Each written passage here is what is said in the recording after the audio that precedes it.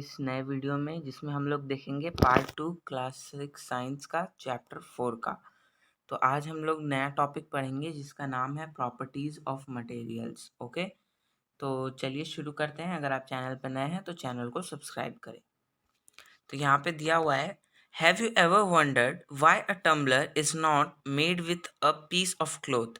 क्या आपने कभी सोचा है कि टम्बलर जो है वो किसी कपड़े के पीस से बना हुआ है, मतलब किसी कपड़े से क्यों नहीं बना होता है? Recall our experiments with the pieces of cloth in chapter 3 and also keep in mind that we generally use a tumbler to keep a liquid. तो आपको बोला जा रहा है यहाँ पे कि आप पिछले चैप्टर में चैप्टर 3 जो हमने पढ़ा है उसमें जा कर के आप उस पे देखो एक्सपेरिमेंट्स में कि उसमें हम लोगों ने क्या-क्या एक्सपेरिमेंट किया था। और ये आप ध्यान रखना कि किसी भी टम्बलर का क्या काम होता है, तो उसमें किसी लिक्विड को रखना होता है, ठीक है? मतलब जनरली यूज़ हम लोग टम्बलर का क्या करते हैं, किसी लिक्विड को रखने के लिए। ओके, और अगर आपने चैप्टर 3 नहीं देखा है तो आप उसका अभी ऊपर आई बटन बना रहा है, आप वहाँ पे जाकर क्लिक करके देख सकते हैं। फिर आप ये चैप्टर 4 देखिए। Okay, Therefore, would it not be silly if we were to make a tumbler out of cloth? What we need for a tumbler is glass, plastics, metal or other such material that will hold water. अगर कोई आदमी किसी cloth का tumbler यानी कि glass व्लास बनाए तो वो किसी बेवकूफ़ी का काम ही होगा, क्योंकि उसमें पानी जो है वो स्टोर नहीं हो पाएगा, वो बाहर आ जाएगा। तो इसलिए जनरली हम लोग ये जानते हैं कि जो भी हम लोग का टम्बलर होता है या तो वो ग्लास का होता है, प्लास्टिक का होता है, मेटल होता है और भी किसी चीज़ों का होता है। Similarly, it would not be wise to use paper like material for cooking vessel. और इसी तरह ये हम लोग को पता है कि पेपर लाइक मटेरियल का हम लोग किसी भी कुकिंग वेसल्स यानी कुक करने के लिए नहीं यूज़ करते हैं। जैसे मैंने बोला था कि यहाँ पे अगर किसी क्लॉथ में अगर हम लोग वाटर डालेंगे तो वो उधर से आने लगेगा, मतलब चूने लगेगा। यहाँ पे देख रहे हैं हम लोग कि ये बाहर गिर रहा है इसमें से। Okay, we see then that we choose a material to make an object depending on its properties and the purpose for which the object is to be used. तो हम लोग को इससे ये पता चलता है कि किसी भी ऑब्जेक्ट का एक अलग पर्पस होता है, किसी भी ऑब्जेक्ट का एक अलग काम होता है, वो अलग अलग चीज़ों से बना होता है। सब चीज़ होल्ड भी नहीं कर सकता है, जैसे क्लॉथ पानी होल्ड नहीं कर सकता, ठीक है? इसी तरह अगर हम लोग स्टील का हम लोग का टम्बलर है तो वो पानी होल्ड कर सकता है, लेकिन स्टील का हम लोग क्या कहते हैं उसको, कपड़े को पहन सकते हैं पर स्टील को हम लोग पहन नहीं सकते। सो what are all the properties of materials that would be important for their uses? Some properties are discussed here. तो उसी के कुछ प्रॉपर्टीज यहाँ पे डिस्कस किए गए हैं। यहाँ पे अपीयरेंस वाले पे हैं हम लोग। यहाँ पे appearance, materials usually look different from each other. जो भी मटेरियल होते हैं वो एक दूसरे से अलग दिखते हैं। Would looks very different from iron, और जो हम लोग का लकड़ी होता है वो लोहे से बहुत अलग दिखता है। Iron appears different from copper और एल्यूमिनियम, और जो हमारा आयरन होता है वो कॉपर और एल्यूमिनियम से बहुत अलग दिखता है। At the same time there may be some similarities between iron, copper and aluminium that are not there in wood. और इसी तरह अगर, और यहाँ पे हम लोग को एक और चीज़ देखने को मिल सकता है, सिमिलैरिटी किसके बीच, आयरन, कॉपर और एल्युमिनियम के बीच, जो कि हम लोग को वुड में नहीं मिलेगा। यहाँ पे हमारे पास एक्टिविटी 3 है तो उसको हम लोग पढ़ते हैं अब। Collect small pieces of different materials, paper, cardboard, would, copper, wire, aluminium sheet, chalk. Do any of these appear shiny? क्या इनमें से कोई शाइनी दिखता है आपको? Separate the shiny material into a group. इसमें से शाइनी मटेरियल को एक ग्रुप में क्लासिफाई कर लो। Now observe the teacher cuts each material into 2 pieces and look at the freshly cut surface. अब आपका टीचर इन सभी को एक मतलब कट करेगा, मतलब बीच से, और उसमें से देखेगा कि फ्रेशली कट कौन सा हुआ है। What do you notice? Does the freshly cut surface of some of these materials appear shiny? जो फ्रेशली कट सरफेस होगा इन सब में से ऑब्जेक्ट्स का, क्या वो शाइनी दिखता है? Include these subjects also in the group of shiny materials.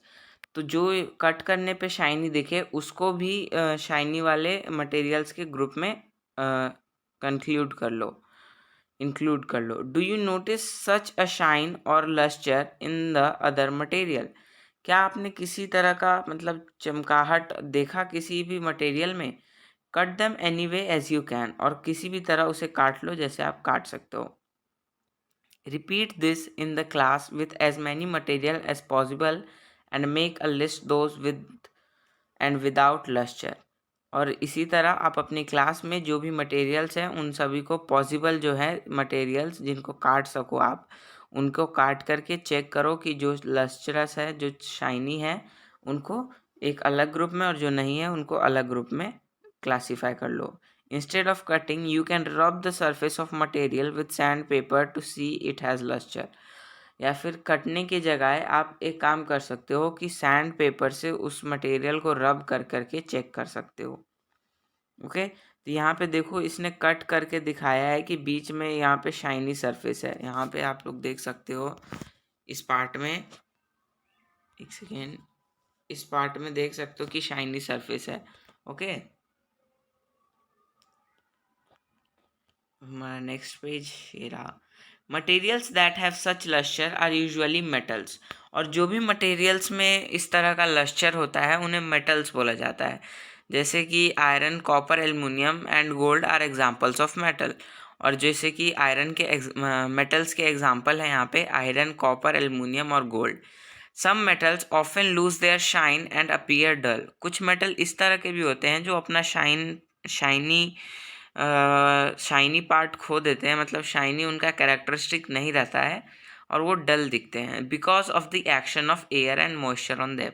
और ऐसा क्यों दिखता है? क्योंकि उनके ऊपर एयर और मॉइस्चर का एक्शन हो गया रहता है, मतलब एयर और मॉइस्चर के कारण उस पर उसका शाइनी कैरेक्टरिस्टिक हट जाता है। With their for notice the lustre only on their freshly cut surface. और जो हम लोग लस्चर देखते हैं उन पे जो फ्रेशली कट सरफेस होता है। When you visit an ironsmith or a workshop, look out for freshly cut surfaces or metal rods to see if they have luster। जब आप किसी आयरन स्मिथ लोहार के पास पहुंचते हो या फिर किसी वर्कशॉप में पहुंचते हो तो आप वहां पे देखना फ्रेशली कट सरफेसेस जो होंगे मेटल रॉड्स के, उनको देखना कि इनके पास लस्टर है कि नहीं। अब हमारा नेक्स्ट टॉपिक जो है वो है हार्डनेस। तो हम लोग इसको पढ़ते हैं अब। When you press different materials with your hands, some of them may be hard to compress while other can be easily compressed। जब भी आप किसी ऑब्जेक्ट को प्रेस करते हो तो उनमें से कुछ कुछ जो होता है वो छूने में यानी टच करने में हम लोग को हार्ड लगता है, और कुछ जो होता है वो बहुत सॉफ्ट होता है, इजीली कंप्रेस हो जाता है। Take a metal key and try to scratch with it. एक मेटल की लो और उसको स्क्रैच करो। The surface of a piece of wood, aluminum, a piece of stone, a nail, candle, chalk, any other material or object। इन सभी के surfaces जैसे कि wood, aluminium, piece of stone, nail, candle, chalk, इन सभी के surface को आप scratch करके देखो। You can easily scratch some materials। इन सभी में से आप कुछ कुछ materials को easily scratch कर लोगे। While some cannot be scratched so easily। और इनमें से कुछ जो होंगे वो easily scratch नहीं हो पाएंगे। Materials which can be compressed or scratched easily are called soft। यहाँ पे हम लोग का अगर क्वेश्चन आए what is soft या फिर what do you mean by soft materials, तो हम लोग को यहाँ से टिक लगाना है materials, सॉरी एक minute, materials which can be compressed or scratched easily are called soft। यहीं तक soft तक, materials से लेकर के soft तक। ओके, ये हम लोग का आंसर हो जाएगा। यानी कि मटेरियल्स वो होता है जो इजीली कंप्रेस हो जाए और जो इजीली स्क्रैच लग जाए किसी ऑब्जेक्ट पे, उसे सॉफ्ट बोला जाता है। और some other materials which are difficult to compress are called hard. और इसी तरह अगर हार्ड के बारे में पूछा जाए तो ये लिख देंगे all those objects which are difficult to compress are called hard. जैसे इसका एग्जाम्पल भी दिया हुआ है, कॉटन और sponge is soft while iron is hard. Cotton और जो स्पंज है वो हम लोग का सॉफ्ट है और आयरन जो है वो हार्ड है। In appearance materials can have different properties like lustre, hardness, be rough or smooth. Can you think of other properties that describe the appearance of a material? Appearance की अगर बात की जाए तो मटेरियल्स जो होते हैं जो अलग अलग उसके प्रॉपर्टीज होते हैं, लाइक लस्चर हो गया, हार्डनेस हो गया, रफ हो गया और स्मूथ हो गया। Can you think of other properties that describe the appearance of material? क्या आप सोच सकते हैं कि क्या कोई और भी अपीयरेंस हो सकता है किसी ऑब्जेक्ट का? अब हमारा जो नेक्स्ट टॉपिक है वो है सॉल्यूबल और इनसॉल्यूबल। ओके, तो पहले हम एक्टिविटी 4 थोड़ा देख लेते हैं। Collect samples of some solids such as sugar, salt, chalk powder, sand and sawdust. आपको क्या करना है कि कुछ कुछ थोड़े से सैंपल्स लेने हैं सॉलिड सब्सटेंसेस की, जैसे कि शुगर, सॉल्ट, चॉक पाउडर और सॉडस्ट का। टेक 5 ग्लासेस, 5 ग्लासेस लो, और बीकर्स या फिर बीकर्स ले लो। Fill one each of them about 2/3 with water. इन सभी को fill as 2/3 of water fill करना है इन सभी बीकर या फिर ग्लासेस को। Add a small amount spoonful of sugar to the first glass.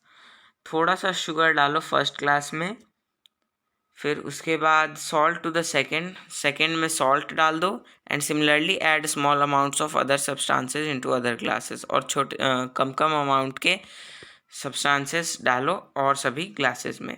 Stir the contents of each them with a spoon. इन सभी को स्पून से स्टिर यानी मिलाओ। Wait for few minutes, observe what happens to the substances added to water. कुछ समय के लिए रुक करके फिर आप देखना कि उन सभी सब्सटेंसेस का क्या हो गया जो वाटर में डाले गए थे। Note your observation is shown as in table 4.3। और आपका जो ऑब्जर्वेशन है वो टेबल 4.3 में शो किया जाएगा, या फिर शो नहीं है तो आपको लिखना होगा। ओके, तो यहाँ पे दिख रहा है कि what disappears what does not, जो डिसअपियर हो जा रहा है और जो डिसअपियर नहीं हो रहा है।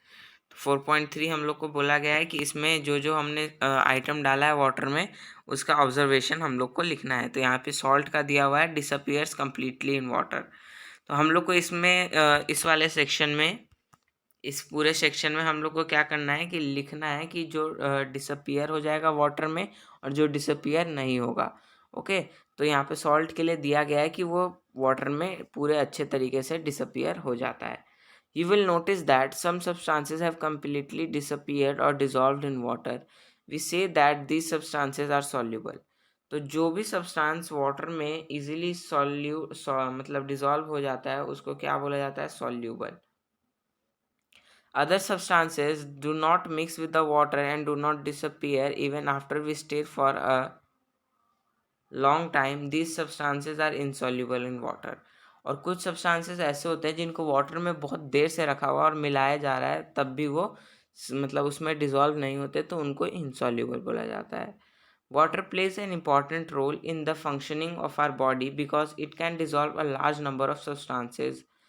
बॉडी में हम लोग के वाटर का जो रोल होता है बहुत इम्पॉर्टेंट होता है, क्योंकि ये हम लोग के बॉडी में बहुत सारे फंक्शंस करता है और बहुत सारे सब्सटेंसेस को डिसॉल्व करता है। Okay, do liquid also dissolve in water? कुछ लिक्विड्स जो होते हैं वो भी वाटर में डिसॉल्व हो जाता है। तो हमारा यहाँ पे एक्टिविटी 5 है, उसको देखते हैं हम लोग। ये रहा। Collect samples of vinegar, lemon juice, mustard oil और कोकोनट ऑयल, केरोसिन और एनी अदर लिक्विड। यहाँ पे बोला जा रहा है कि आपको सैंपल्स लेने हैं vinegar, lemon juice, mustard oil, coconut oil, kerosene और लिक्विड और कोई भी लिक्विड का। Take a glass tumbler, fill it with half with water. एक ग्लास टम्बलर यानी एक ग्लास लेना है, उसको फिल करना है लिक्विड से। Add a few spoonfuls of one liquid to this. और इन सभी में से एक लिक्विड का एक स्पून डालना है। Let it stand for 5 minutes. इन सभी में से छोड़ देना है इन सबको 5 मिनट के लिए। Observe whether the liquid mixes with water. और चेक करना है कि क्या वाटर में ये सारे लिक्विड मिक्स होते हैं कि नहीं। Repeat the same with the other liquid as में different liquids are available to you. और इन्हीं को रिपीट करना है और इन्हीं सब में से देखना है कि क्या क्या आपको ऑब्जर्वेशन मिलता है, और जितने तरह के लिक्विड्स आपके पास हैं उन्हीं पे एक्सपेरिमेंट करना है। Right your observation in table 4.4। तो आपको इन सभी कॉलम्स को भरना है ऑब्जर्वेशंस के बाद। We notice that some liquids get completely mixed with water, some do not mix with the water and form a separate layer when kept aside for some time. तो हम ये देखेंगे कि कुछ जो होते हैं सॉलिड्स वो मिक्स कर जाते हैं, पर कुछ जो होते हैं वो नहीं कर पाते हैं, तो और उनकी लेयर जम जाती है वाटर के ऊपर कुछ देर बाद। यहाँ पे हम लोग का बूझो जो है वो कुछ सजेस्ट कर रहा है, चलिए देखते हैं। Bujo suggests that we also check if the liquids that we used in activity 5 mix well with the some liquid other than water. हम लोग एक और चीज़ चेक करेंगे कि जो लिक्विड हमने एक्टिविटी 5 में यूज़ किया है उसको हम अच्छे से मिक्स करेंगे लिक्विड में, और उसको वाटर में मतलब ना डालने के बजाय किसी और लिक्विड में डालेंगे। Paheli is curious to know whether gases also dissolve in water. जो पहेली है वो बहुत ही उत्सुक है कि क्या गैसेस भी डिजॉल्व होती हैं वाटर में। Some gases are soluble in water whereas other are not. कुछ गैसेस जो होती हैं वो सॉल्यूबल होती है वाटर में और कुछ नहीं होती हैं। Water is usually has a small quantities of some gases. और वाटर जो होता है उसके पास खुद ही कुछ क्वांटिटीज़ के स्मॉल क्वांटिटीज़ होते हैं कुछ कुछ गैस के। For example oxygen has dissolve in water is very important for the survival of animals plants that live in water। और इसी तरह जो हम लोग का ऑक्सीजन होता है वो वाटर में डिज़ोल्व होता है, जो कि हम लोग को सरवाइव करने में मदद करता है, हम लोग को और प्लांट्स को, एनिमल्स को भी। तो इसी के साथ हमारा यहाँ पे ये पार्ट ख़त्म होता है। हम नेक्स्ट पार्ट में पढ़ेंगे अदर्स में फ्लोट और सिंक इन वाटर। तब तक के लिए बाय बाय। अगर आप चैनल पे नए हैं तो चैनल को सब्सक्राइब करिए। अगर ये वीडियो पसंद आया तो लाइक करें, सब्सक्राइब करें, ओके, शेयर करें, ओके, और इस वीडियो पे शेयर करें और हमारे इस चैनल पे बने रहे। Thank you for watching.